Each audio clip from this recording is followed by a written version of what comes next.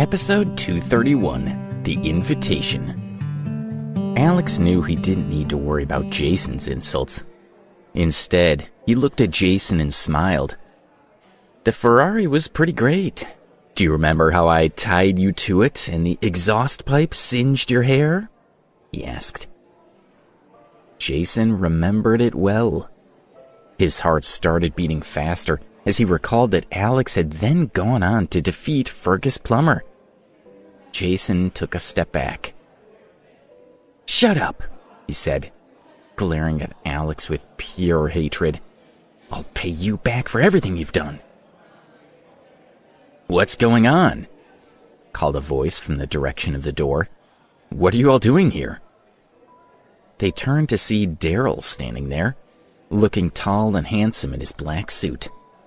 Miriam stood next to him, wearing a black dress.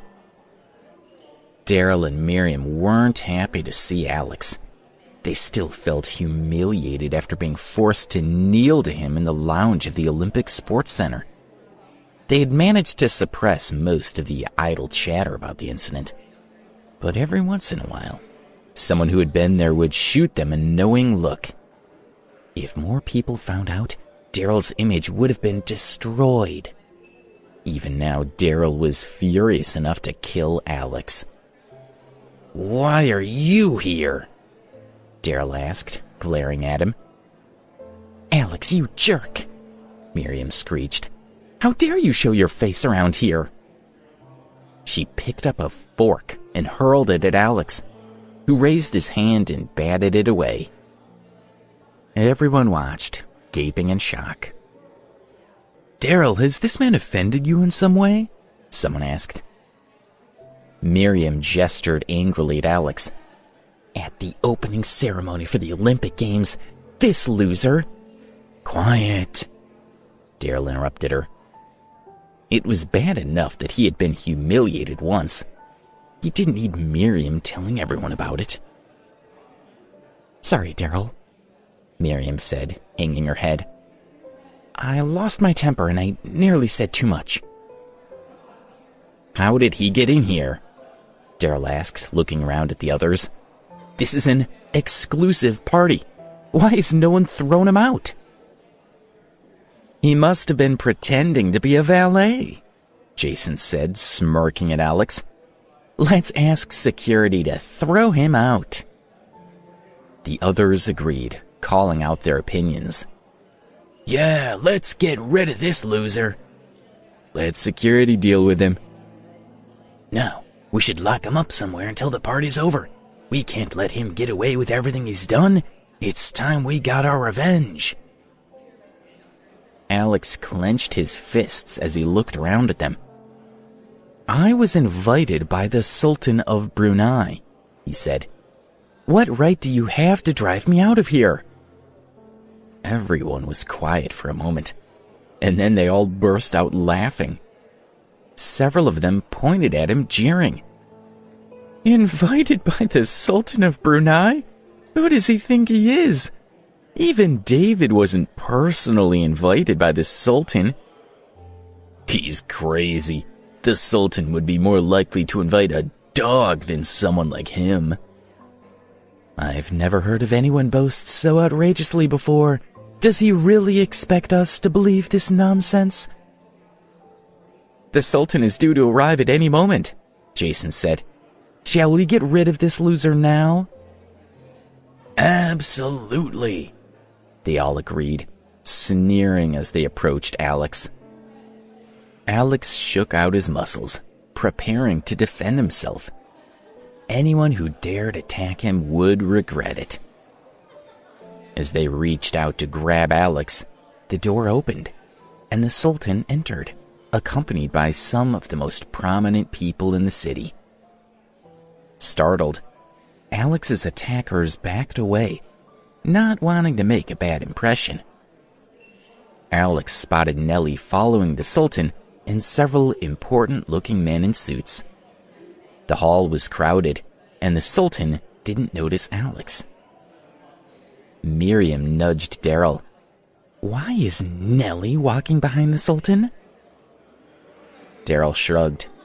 Maybe the Sultan feels sorry for her, he suggested. After the Sultan had sat down, a city official stepped forward. "Thank you for coming," he said. "And I apologize for keeping you waiting, but I have some bad news. Unfortunately, Her Majesty, Queen Zora, has died. So let us observe a minute's silence as a mark of respect for the Queen." Nellie and the Sultan seemed grief-stricken, and Alex noticed that they both wore a small white flower pinned on their clothes as a mark of respect. After Zora's death, the Sultan and the main leaders of the city had agreed to suppress what had happened at the West Lake Guest House. To protect the reputation of both countries, they had simply announced that Zora had fallen gravely ill and had not recovered. Once the minute's silence had ended, the city government stepped forward. "The Sultan is ready to announce whether he will invest his $5 billion in Washington, D.C. or in New York. And I know that no matter the result, we will respect His Majesty's decision." The important families from Washington, D.C. all relaxed. Surely the governor was merely being polite. After all, if the Sultan had chosen to invest in New York, then this event would have been held there. They all smiled politely. The governor continued speaking. "The Sultan will announce the results after dinner." From her place beside the Sultan, Nellie looked over at Alex. When their eyes met, Nellie gave him a sad smile and then looked away. She's still grieving for Zora, Alex thought. Everyone began to eat. Alex had chosen a simple meal, causing the others to make fun of him. They nudged each other and snickered, rolling their eyes. "School meals are always such poor quality," Colin said, looking over at Alex.